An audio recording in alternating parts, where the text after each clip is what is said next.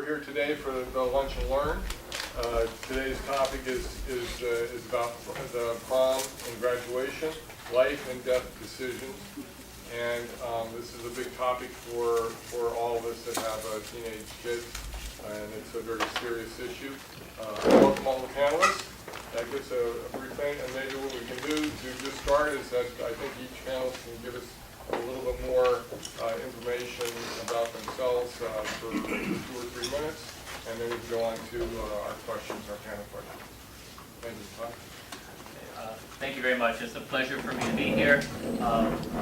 As mentioned, I have been working in the Miami-Dade State Attorney's Office, and I've been there 12 years. Most of the time I was working in adult prosecution, and I served a lot of time in homicide prosecution, which obviously is fascinating. For the last nearly 4 years, I've been working in our juvenile division, and obviously it's a completely different philosophy and concept in dealing with adults versus children. And in adult court, primarily our focus is punitive punishment, whereas for children, it's all about rehabilitation, getting the children to have the services that they need to make themselves whole.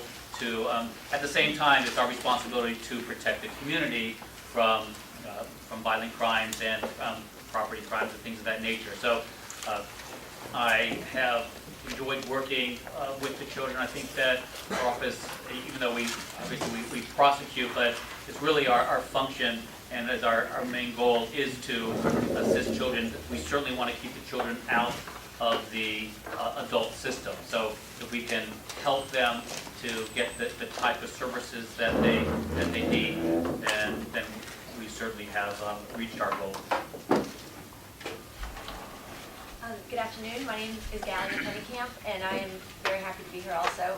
My background in education and in prevention, and my experience here at Informed Families, it's been such a blessing to me in my life, because more importantly than all of my education and my jobs is that I have 3 children, and I have 14-year-old twins. So I'm about to embark on a very scary part of my life, and this knowledge and this foundation is interesting, because the fact is my kids think I'm an expert. So even though sometimes I realize I don't know much, the fact that my kids think I'm an expert is a great advantage to me in being able to raise my children safely. So I'm happy to be here and share with you the knowledge and information that I have. Well, I think that was wonderful. Good afternoon, everybody. My name is David Fattoria, as John mentioned, and I'm the director of the Addiction Treatment Center at South Miami Hospital. Likewise, it's a privilege for me to be here. I'm relatively new to the Informed Families family. I'm very grateful for this opportunity, and grateful for the opportunity to work more closely with Informed Families going forward. As John mentioned in my introduction, I've spent a little bit over 20 years working in the field of mental health and substance abuse. Spent a lot of time early in my career working with children and adolescents, mainly in a psychiatric hospital environment, but it was in that environment very early on in my career that I began to learn, obviously, about the dangers of drug abuse, and began to delve more deeply myself and become better educated about prevention efforts and advocacy efforts, and the need for more comprehensive treatment and getting the word out to all stakeholders, children, parents, referral sources, you name it, physicians. So again, it's a pleasure for me to be here today, share this time with you. Thank you all very much. That's great.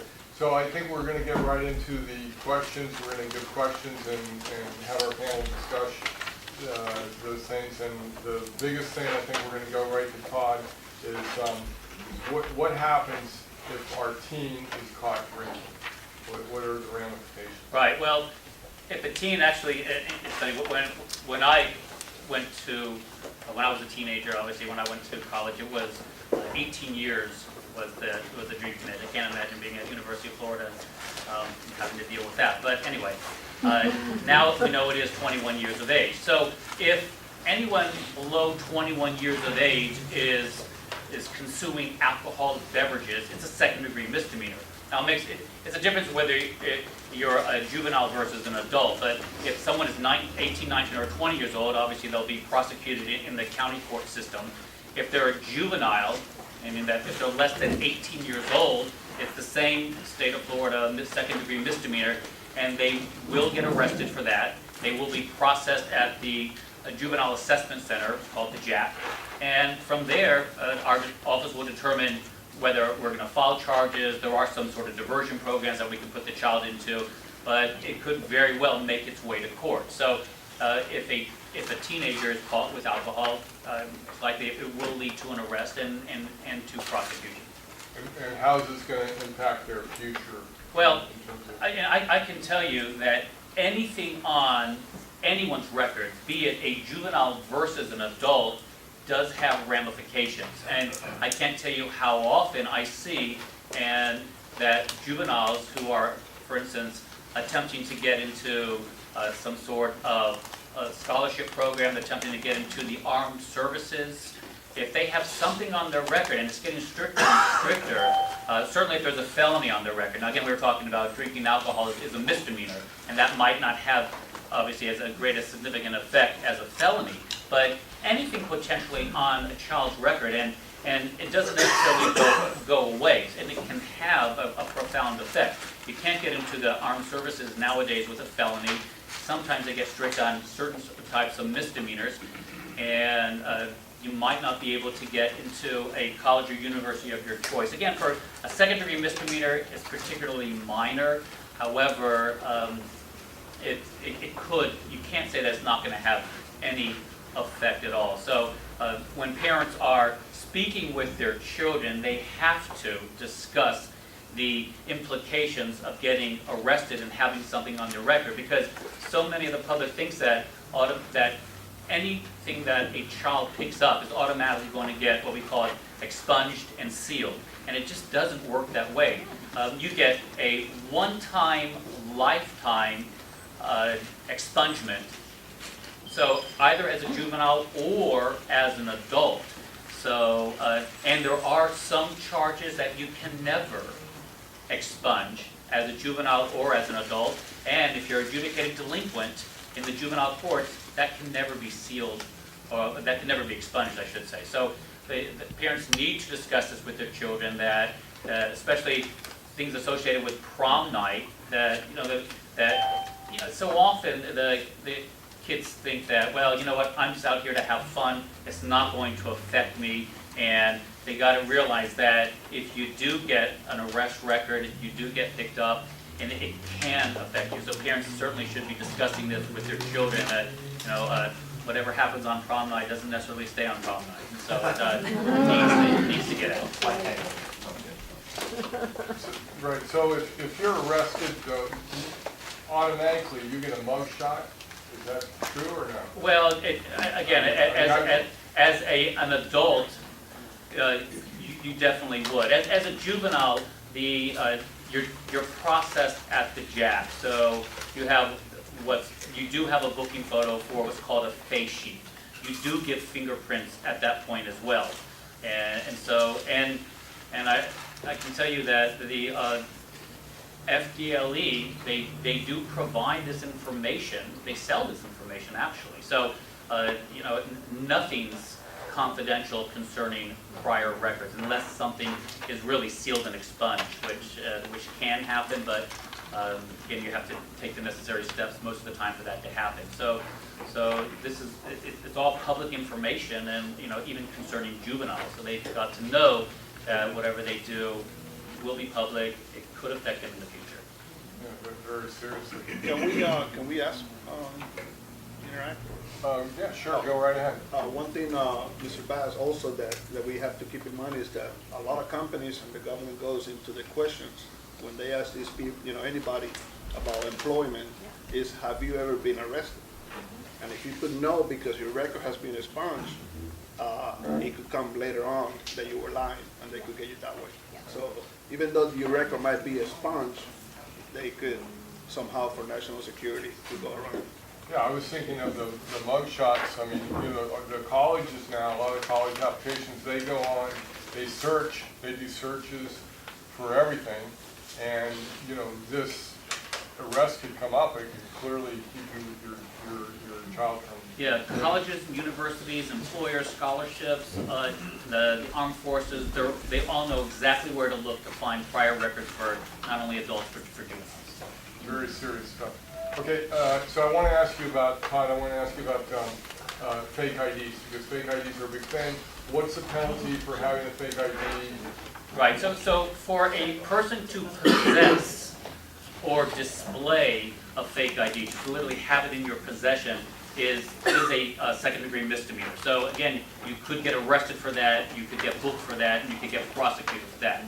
It gets a little more serious is, let's say, if a child takes that false ID and uses it to commit a fraud, such as, so let's say they want to purchase alcoholic beverages with that. So that already becomes a third-degree felony, because just the possession is a misdemeanor. To use it in order to perpetrate a fraud becomes much more serious, which is a third-degree felony.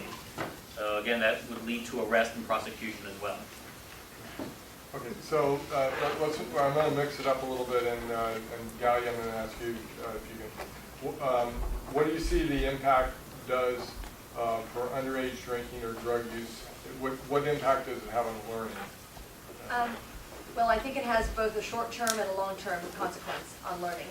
Short-term, clearly, if a child is focusing his energy or time seeking drugs or using drugs, that's just attention and time that's taken away from learning and being on task at school. Typically, unfortunately, in many of a lot of drinking and drug use is being done at school. So the child is actually physically in school, but mentally and emotionally they're not in school because they're under the influence. So it has a short-term effect. They're literally not learning, they're not paying attention. Especially with marijuana, it makes you tired, it makes you sleepy. Depending on whatever drug is interacting with their bodies, it's going to either affect their memory, their ability to stay awake, their ability to coordinate their motor functions. So those are the short-term effects. Long-term effects, although I'm not a neurologist, I've seen lots of brain scans, both at the hospital and with our own prevention and our efforts here at Informed Families. We have a whole agenda on brain development. And it is clear the long-term use on an underdeveloped brain, what it does to the memory functions, cognitive abilities, to higher level thinking. So it, depending on the length of use and when the person starts using, can have significant long-term brain damage and effects in learning, as well as obviously the very, easy to see and short-term effects that teachers and parents can see. So drinking is not just a rite of passage, and maybe we can maybe you can elaborate on that issue. Well, I don't think it's a rite of passage, unfortunately, which leads me into another agenda. I feel like I'm selling the PPG, the pilot kit, because one of the things is that we also discuss a lot at Informed Families on educating parents is social norms and expectations. And so, depending on who you talk to, you can get 20 people and ask them, is drinking a rite of passage? You're going to get 20 very different answers, depending on what their social norm is and their expectation is, and where they're from, and what their tradition is, and what they did as children, or what they think is normal. So no, it shouldn't be, because it obviously has dire consequences. But unfortunately, that's why we're here, and our agency exists, because people need to have the facts and the information, because too many people feel that it is a rite of passage. And the same thing goes with marijuana, you would say? I would say definitely. That's a big problem, Yes. where the parents are just allowing the kids to do what they did or what they thought was okay, or what they continue to do. Okay, David, I want to ask you a question. With a bit of teenage fun impact, will a bit of teenage fun impact my child's emotional well-being long term? Aaron, that's a great question. I mean, and I'll sound like I'm running for political office when I say this, but it depends on what the definition of fun is, right? And what well-being is. So does fun have an impact on well-being? Sure. There's been a lot of research done on well-being, and specifically children's well-being, and different things that we might associate with fun have an impact on well-being. So it's fun for all of us as adults, and it's also true for kids. It's fun to be able to engage in those social interactions with each other. So a number of things are fun, but you know, if we're talking about underage drinking, if we're talking about drug use, if we're defining those things as being fun, well, naturally, those things are going to be detrimental to anybody's well-being, not the least of which are children. So when we think about the impact that underage drinking and drug use can have on any of us, you know, just take all of those consequences and they're magnified exponentially when we're talking about kids. So think about how drug use would impact a child's social interaction. So you're talking about impacting them mentally, physically, emotionally, psychosocially. So does fun have an impact on well-being? Absolutely, but we need to do a good job of educating our kids and educating parents as to what appropriate fun is, and obviously that doesn't include you know, contaminating our minds and our bodies and whatnot. So definitely important. And many parents, as Gallie and I were discussing, have smoked marijuana, they drank alcohol, and they continue to do that in today's environment. What do we say to those parents, and how do we get them to communicate to their children? Sure, and I, you know, this comes up a lot in the course of doing my job every day, and there's a couple things involved. So when I'm sitting with a parent who will say directly to us in the Addiction Treatment Center, well, you know, at least my son or daughter is not, you know, shooting heroin, or is not using cocaine or smoking meth. Okay, that's true, that's true. But you can tell that their perception of the severity of the use of marijuana is obviously impacted by how serious it was viewed when they were using it. Well, one answer I'd offer here, as I tell parents, is we know a lot more about the effects of marijuana than we did typically when those parents were using it. So we know how marijuana impacts the brain, and Gallie spoke a little bit about that, you know, how it impacts the brain, how it impacts our immune system, the respiratory system. We now have enough data, you know, that supports just how much more dangerous marijuana is, even than smoking cigarettes, obviously. You know, 10 times the amount of tar in a marijuana cigarette. So, you know, I answer that question to parents or respond to that comment by letting them know, okay, well, here's what we know today that you probably did not know 20 years ago when you were smoking marijuana. Here's all the way it affects the brain, the body, social interactions. So, you know, we back that up with data. Back that up with data, let them know how serious this is. So Todd, so when a parent, you know, a big problem with alcohol is that parents are allowing it to occur, and they're allowing it to occur in parties where they're looking the other way. So what are the legal ramifications to parents allowing? What are their responsibilities? I think we know. Maybe Gallie can answer that, but what are the legal ramifications of allowing children or giving them access to alcohol? Right, well, obviously there's civil responsibilities and there's criminal responsibilities. And I'm not even going to talk about the civil liability, but that's huge out there. I mean, if a parent allows children to drink and then they go out and they commit a death by driving under the influence, and that certainly they've opened themselves up to great civil liability. Criminal liability, well, we have the overall crime of contributing to the delinquency of a minor. If you are in whatever way assisting the child, so you go out and you buy alcohol for a child. Now that could be contributing to the delinquency of a minor. Do anything that will lead them astray and not give the sort of parental experience that you should be providing for that child. But there's actually a county ordinance as well as a second-degree misdemeanor on the books in the state of Florida for having an open house party, which is, a lot of people don't even realize this is, that it is a second-degree misdemeanor if a parent allows a party in their house and now in the state statute talks about that they know that the child is either consuming alcohol or drugs, and they fail to take reasonable steps to prevent that. That's a second-degree misdemeanor. Now there's also a county ordinance, and I haven't actually seen this prosecuted, although, but it talks about that a parent, they know or should have known that their child was doing that. Obviously that's a much greater responsibility. But it's clear that if a parent knows that their child is consuming alcohol in the house. So they don't want to know about it, they stay upstairs, but they know downstairs they're inviting children over, and there's no supervision there, and the kids are either openly drinking or openly doing drugs, then that parent could get arrested for that second-degree misdemeanor of the open house party with allowing the teens to do that. So there is criminal responsibility as well as I mentioned civil liability. And what about hotel rooms? Well, hotel rooms would, I'm not certain that would fall under the state statute because the state statute specifically talks about that a house party. It talks about that in the defendant, the person you're charging, that in their residence they allowed that. So, I mean, I don't know if that's been prosecuted in a hotel room.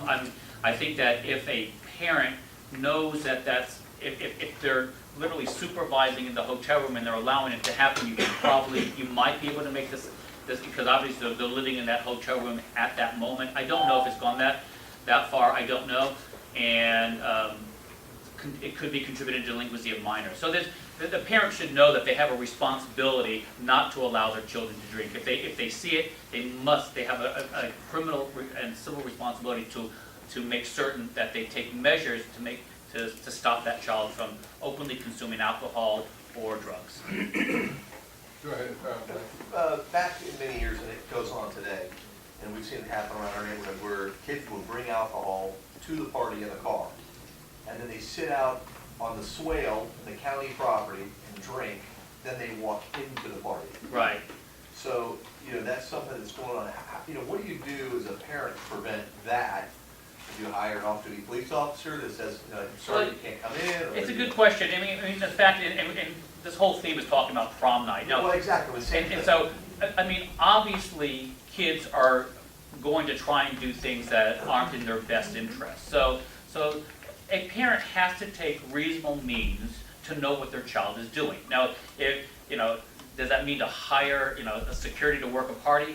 No, I don't know. But certainly it means supervising your child, knowing what your child is doing, knowing what your child is doing it with, who your child is hanging out with, setting parameters around your child such as curfew, where are you going, itinerary, venue, and just taking an active role in your child's life. Because I see crime all the time because I work in the state attorney's office, and actually we have Judge Norma Lindsay, who is one of our 4 circuit court judges in the juvenile division, and she sees this as well. And so many of our kids are getting in trouble because there's inadequate parental supervision. And so if the parents were playing a more active role in their children's lives, then a lot of these things would never happen. One of the things, and I just want to reiterate something, it's not necessarily what my child is doing, because, my child is obeying what's supposed to be done. It's the other kids that are going to come to that party or come to that open house. So if I have an open house party and I'm definitely not having any drinking, no drugs, no alcohol, no smoking, no nothing, but there are other kids outside, and then everything else is good inside, but then the other ones who are drinking, and then they walk inside, what is your duty as a parent then? You know that this person's, but you can clearly tell they've been drinking. So, well, again, if someone's been drinking at your party, and then it's your house, you ask them to they're leave. not drinking at my house. That's my point I'm trying to make. They're drinking outside, though. They're drinking outside, off of the property, in the swale somewhere, and then they decide Well, to walk in. all I can say is a parent needs to take the necessary steps to know what's going on their property. I mean, again, if there's drinking going on before the children get to your house, there's nothing you can do about that. If it's going on your property, I think a parent could take an active role in preventing that. But also, what I'm trying to take the next step, if you're a parent and you clearly see that and there's no drinking on your property, but they drank beforehand, they now come into your house, and you say, well, you know what, you're clearly intoxicated. What's your duty as a parent at that point? Say, listen, you got to stay here, sober up, and then call the parent, or what do you do? I mean, well, if you send them back off and then they go kill somebody, you say, well, you knew about it. Right. It's a good question. I mean, certainly there wouldn't be any criminal liability there because you're not allowing the child to consume alcohol on your property. So there's no civil liability. The civil law just asks you to act as a reasonable person. So and so I don't know what would be reasonable in that situation. You know, there's a lot of bars that if they see someone is very intoxicated, you know, they have a responsibility to not allow them to leave the establishment and get into a car. So Sure. is it similar? I mean, it could be. Again, I'm not a civil lawyer. I don't know, but just to act reasonable in the situation certainly, and to just take a very active role in your child's friends' lives. Mike, I think that parents could take the Safe Home Safe Parties brochure, and certainly that's a running start, a great start to having a safe, either having your child attend a safe party or hosting a safe party. One of the things that you mentioned, your example of drinking on the swale, oftentimes we certainly suggest and recommend to parents that once the kids come in, they can't leave. When they leave, that's it. There's no in and out, in and out. Yeah, So right. you have to have someone stationed. It's sort of, it's the thought of having a party in one's home is very scary. It's daunting because of, like you said, first of all, with social media, you think your child's invited 15 friends, and the next thing you know, it's been posted and 500 people show up at your house. So for various reasons, hosting a party in one's home is a very risky proposition, even if you think you've done everything to cover, you know, all the bases. But I think that looking at Safe Home Safe Parties, communicating with the other families who are attending, but I understand that very typical in high school parties, there's a doorman, and they're checking bags to make sure that alcohol is not being brought into your house. They're also, once you leave, you can't come back in. And so let's say that the child comes in and he's been drinking and he goes, oh, by the way, I have some alcohol in my car a block away, that one child can't go out to that swale technically and come back if you have followed Safe Home Safe Parties rules. Or it's certainly a suggestion. It's not mandatory, but those are things to consider, because you know, we think we've covered all the bases and the kids are just one step ahead of us trying to figure out how to get around that. So we really are just trying to decrease the possibilities, but the possibilities still exist. So, yeah. So how's the peer pressure for the parent that sees a kid that came in, and you know it has been consuming alcohol, and you don't want him to be able to leave the party because he could have an accident, and you want to be able to pick up the phone and call the parent. Right. What is the implication of the tell among the friends and among the peers and all that, and how you suggest to be able to deal with that? Well, I think that certainly by the time your children are engaged in social activities that can potentially have alcohol in it, that's almost, not that it's too late to get involved in, but our hope at Informed Families is that you've gotten involved much earlier than that, and that you already know the names of these parents and you know their phone numbers. And so the time that you pick up the phone to call them because Johnny's been drinking hopefully isn't the first time you've ever spoken to that parent. But if it is, then that's what you do. And I don't know. It's not a popularity contest. I think it's a way to keep your children safe. So I think you make the call. That's my opinion.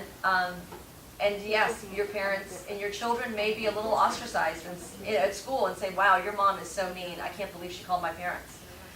But that child's alive to tell that story about how horrible you are, rather than, you know. So I don't know.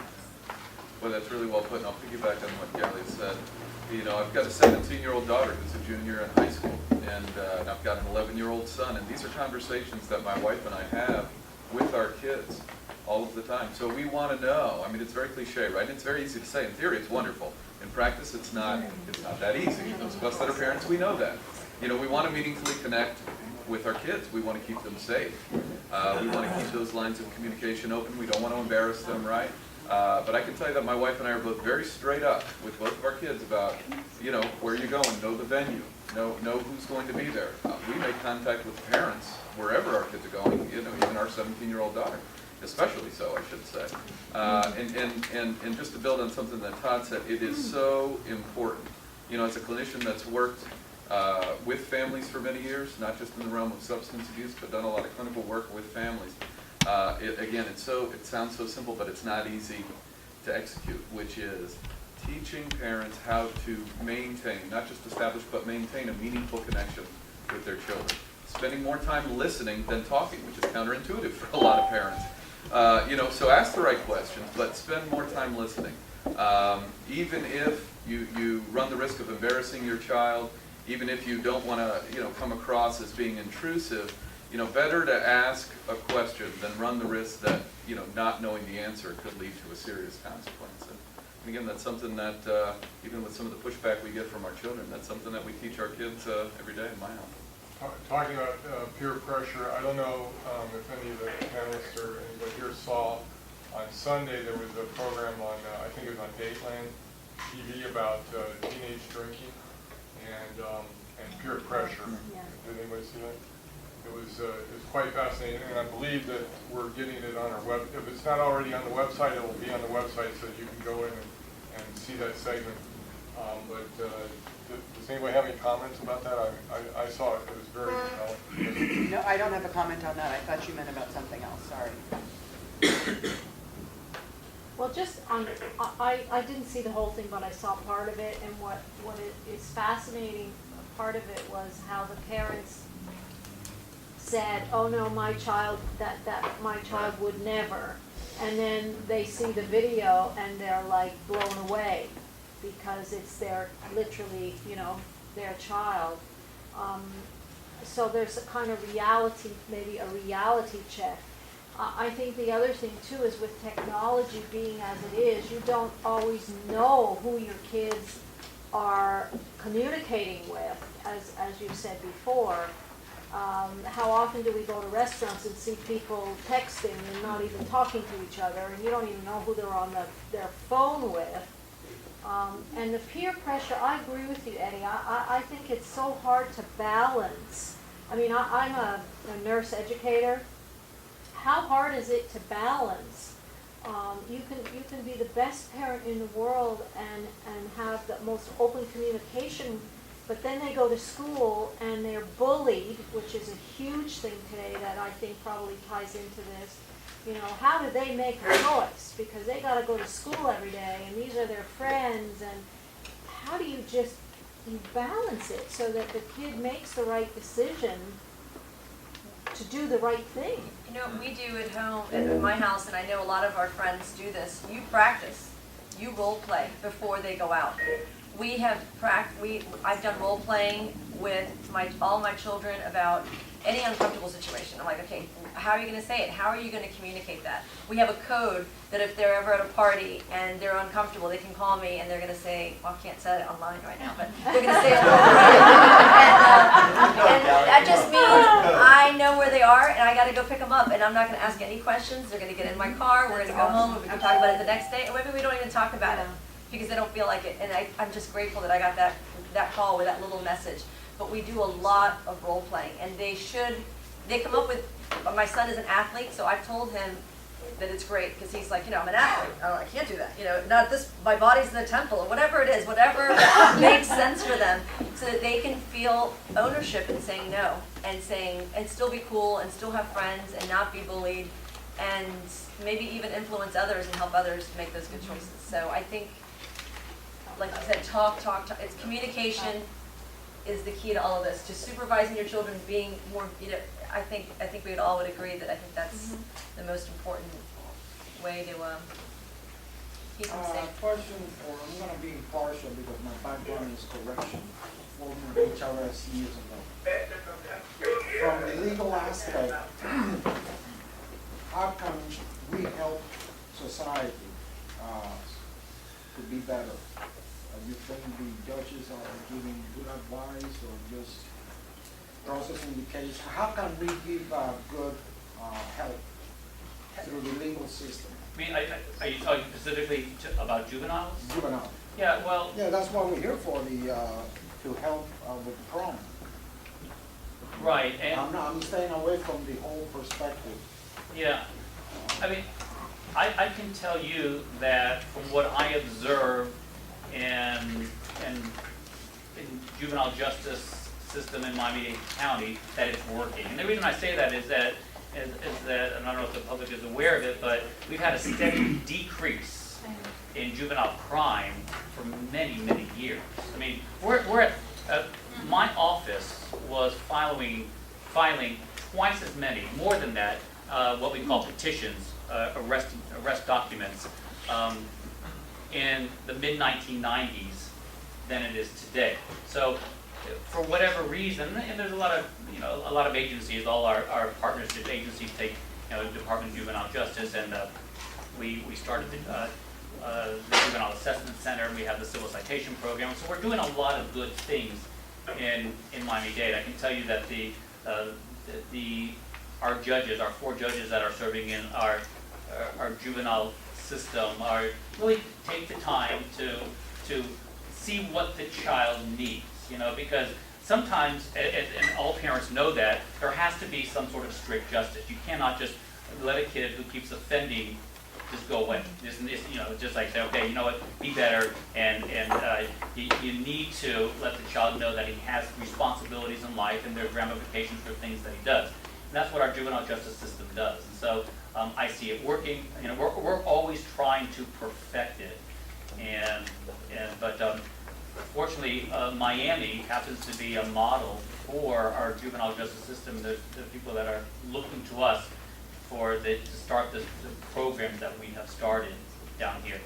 I think that also to kind of just bring that question home even closer, that as a society, this is one of the things that Informs Families is doing with their parent peer group programs and whatnot, where as you invite the community to participate in these problems, specifically with drinking and drug use by our children. So that brings a long ways, and that's, I think, why everybody's here today. The same thing is that we're trying to communicate amongst ourselves and learn and become familiar with what we can do to help stop these problems. Go ahead, Ray.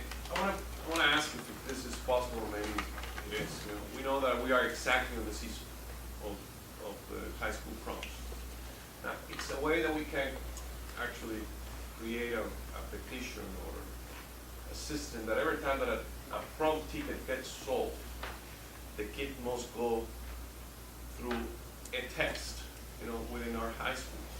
It's like when you're going to get your driver's license, on these days you need to do actually a course to be able to get your first permit, where they teach you what happens if you speed, what happens if you crash, and all that.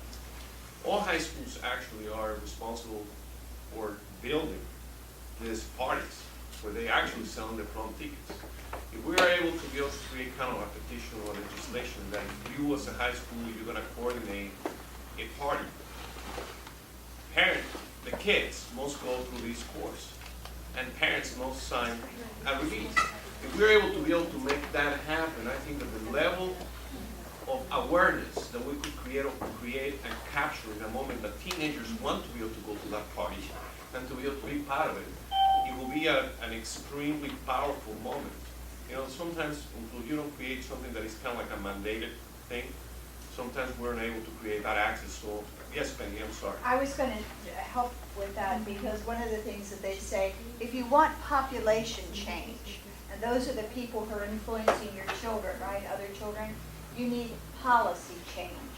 So what you're talking about, let's assume you've done everything right with your child, but you still have all the other people influencing them. What you're talking about is if we're an interested group of citizens, creating population change. And that may be one way for us to do that. So hold that thought, Eddie. That's your next project. That's a great idea. On my way here, I was on the phone with a gentleman in New York, and I was telling him what I was about to do, and he says that at his daughter's school in New York, the school mandated, so the policy change wasn't legislation, but it was school-wide policy, that there would be no limos, no personal cars. Parents must pick up and drop off at the prom. If you want to go, we are here, but you must be in the car of a parent. And so, of course, the kids are like, terrible, but they want to go to prom, so that's their only way to get there. So the policy was made by the school and enforced, and all the kids went to the prom and were picked up by a parent. There's a local high school here that just had their prom this past weekend, and the school, again, did a policy, school-wide policy, and banned school after parties. And no prom after parties. And if we understand that you've been involved with one, and they actually came up with rules like no more than 7, a party consists of no more than 7 students gathered in the same place.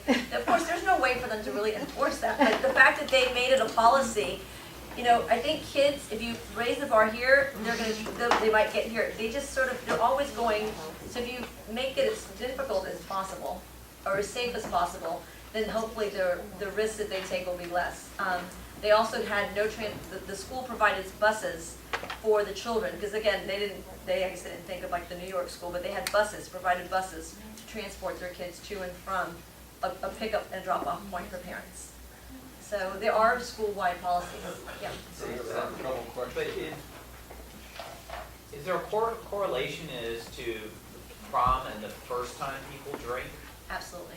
Definitely, okay. Just like 420 last week, you know, National Marijuana Day is oftentimes a day, and you can speak to this probably, when people first try. It's almost, again, it's about social norms and expectations.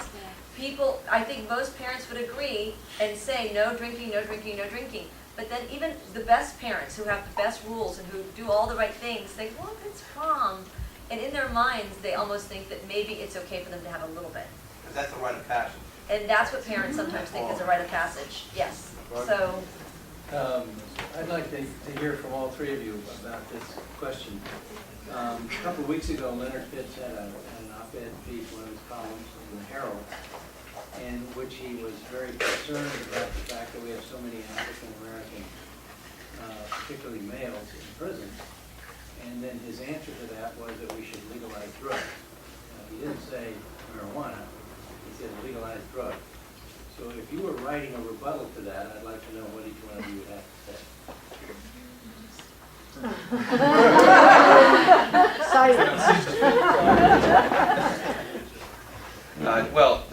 I'll answer that briefly. I think that's a great question. That's certainly come up in many conversations I've had personally and professionally. I think that's, lack of a better way to put it, trying to kill a fly with a shotgun. Is that even the right, approach? So is that the answer to,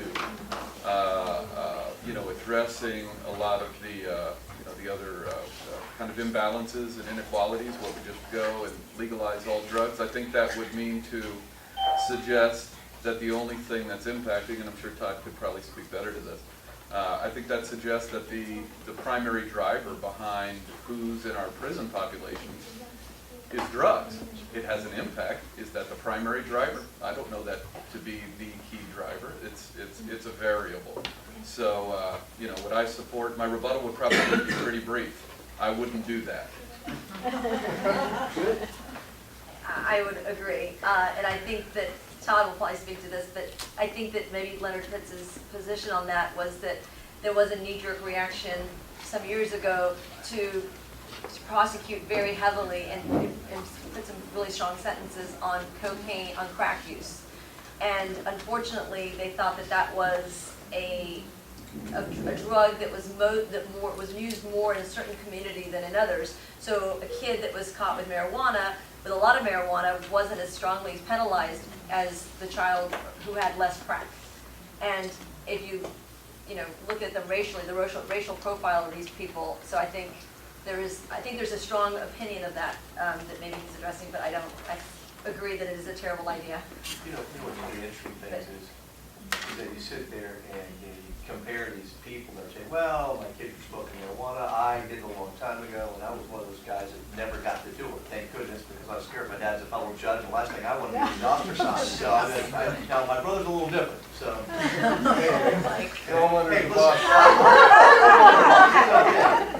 All the dirty laundry's out. Anyway, but what's funny is that I was literally talking with a very good client friend of mine who literally had smoked pot almost every day of his life forever. And he said it was interesting to see, and by the way, now he does not smoke marijuana anymore. He has not smoked marijuana for the last probably 5 or 6 years, and he's 48 years old like I am. And he says the Mexican dirt weed they used to smoke back in the 70s and 80s has nowhere comparison to what the marijuana is today. And he said, and here's a guy who really understands it. And when I say he understands it firsthand. He said, look, you could take 2 puffs of a marijuana cigarette today, and you could have smoked the whole one. But it's an edginess there. I don't know what he said. The THC content, all the active ingredients that are there, it's just much more. So, I think a lot of parents are still thinking back in that day. Well, then what's changed really? I mean, how do you educate parents to really, there is a definite difference. And, you know, I mean, to hear it from this one guy was very interesting, because he says, I don't even touch anymore. He goes, it puts me on a total, it's not like, you know, the fun stuff they used to do back in high school and part of college. He said, now it's totally different. So, you know, there's got to be an education process continual with that as well. And I don't know if there's, how do you do that? We have an online question. Are there Spanish language resources for Spanish parents to get involved in their children's lives to know how to deal with situations like drug and alcohol abuse on the part of their children? Well, I can name one. I mean, we've got an international track in our addiction treatment program at South Miami Hospital. So I'm happy to pass information along, and we can transmit it to that online viewer, so someone can call in and get as much information as they need. I'm sorry, Gal. No, I'm sorry. And the parent pilot kit is also written in Spanish, and you can go online and order one of these. And that's a great resource. Yeah. You know what, and I'll add another one since we're pulling our props here. No. SAMHSA, the Substance Abuse and Mental Health Services Administration, has a phenomenal website. So it's samhsa.gov. So there are tip sheets like this pamphlet that you can actually print up in answer to this question. These tip sheets are in English and in Spanish. So there's a lot of good information online. NIDA, National Institute on Drug Abuse, also has bilingual prevention information. You had a comment? Oh, Yes, Mothers Against Drunk Driving also has a program called Power of Parenting, It's Your Influence. And that is available in Miami-Dade County. It's free. It's a 30-minute presentation given to adults, parents, anybody who's interested, to help them understand they do have the influence over their kids. And again, it is in English and Spanish for whoever's asking this question. Studies show the one person who has the biggest influence over their children when they did the study of college-age students, it is related to drinking, it is their parents. So if you start that conversation young, at 5, meaningful dialogue, it will transcend. Now that doesn't do anything for tomorrow's prom because you haven't done that, but you know, Mothers Against Drunk Driving, Power of Parenting, It's Your Influence is a wonderful program, and it's free to anybody in Miami-Dade County. Go ahead. David, you made a comment saying teaching parents to maintain a meaningful connection with their children. Yeah. And my question to you, that really rings a bell with me, because as we all know, we have little or no control sometimes over circumstances that influence our lives, and our children come in all kinds of different personality strengths and weaknesses. What would be your suggestion to parents who maybe don't have access to resources, or what are resources for parents who are maybe financially and time challenged, to connect, to maintain that connection at a time in life when kids give you difficulty for whatever reason? Yeah. Well, and that's a great question. I think listening, which is cost neutral. Listening really is key. It sounds like such a simple answer, but I've said this to parents for many, many years.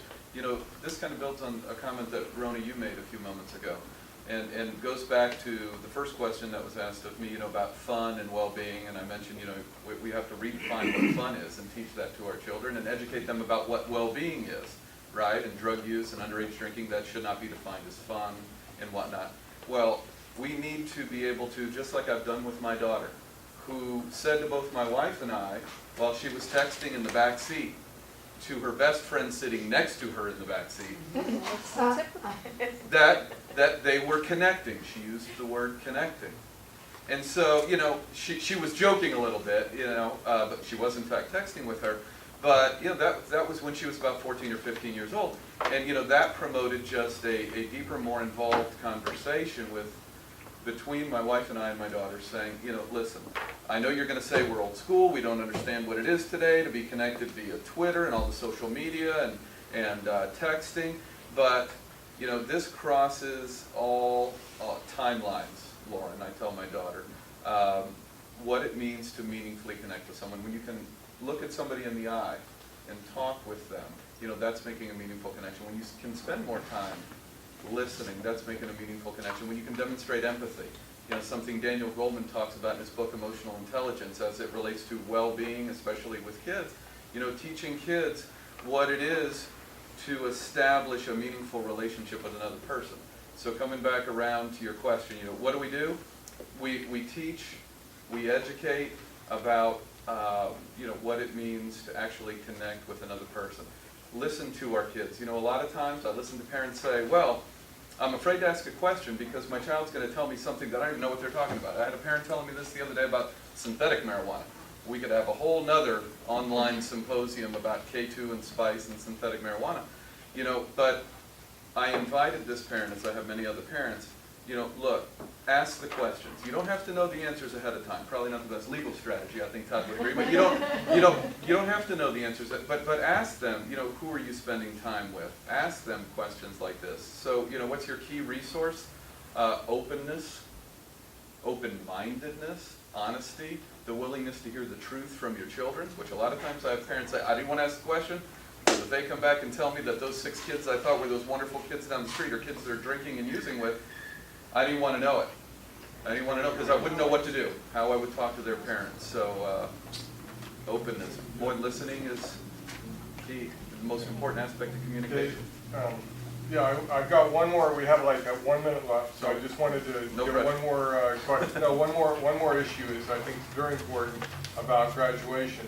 Our kids are now, they're going to be doing their final exams and whatnot, and the study drugs are getting very, very popular, either legal or illegal study drugs, you would call them. And what can you comment? How do we know our children are on them, and what do we do? Yeah, sure. And study drugs, and 2 of the very common drugs, which are prescription medications that are used as study drugs nowadays, are Ritalin and Adderall. Now, first thing I tell parents, and I'll mention now, is you look for some of those symptoms, much like you would looking for symptoms or indications that somebody's using an illicit stimulant. So, insomnia, weight loss, things like nervousness and confusion, nausea, some of those things stand out immediately. But I would even pull the lens back and say, it's important to teach our parents proactively about the fact that these medications, a lot of which are being used under the guise of somebody having, which is a legitimate diagnosis for many kids and adults out there, ADHD or ADD, but to be informed about these drugs, some of them being legal medications that are being used, misused, abused, inform parents about what they're being used for. Show them what the pills actually look like. You'd rather know it and not need to have that information than not tell somebody because they don't think they need to know it. But some of those symptoms are immediately evident. But it's just really important to educate, inform our parents to say, look, this is what's going on out there. By the way, to build on the comment you made earlier, John, about what was on the news the other night. Last night, speaking of informing and educating, I was talking to a parent right before I came here. There was a special on the national news. It was actually on 2 different channels. It was on ABC, it was on NBC, about a trend right now with teens that are drinking hand sanitizer. Yeah. Okay, so it strays a little bit from the question, but I want to come back to that because it's very important. Hand sanitizer, some of it's 64% alcohol. Double the percentage of alcohol, you've got the proof. 128 proof. And so there were, on the news last night, they were showing kids that are posting videos on YouTube of them drinking bottles of Germex. There's a process to separate it.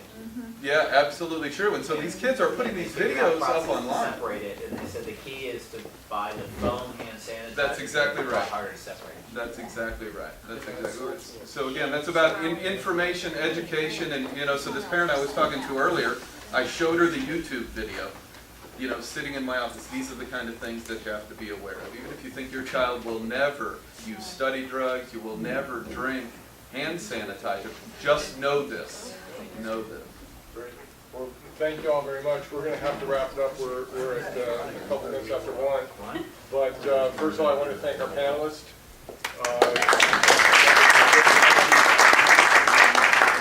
Very, very informative. Maybe if anybody has questions, I don't know if you all can stay and go to the 3rd floor. We're going to have a little additional questions. If anybody has some additional questions, we can do that so that we can move on with our board meeting.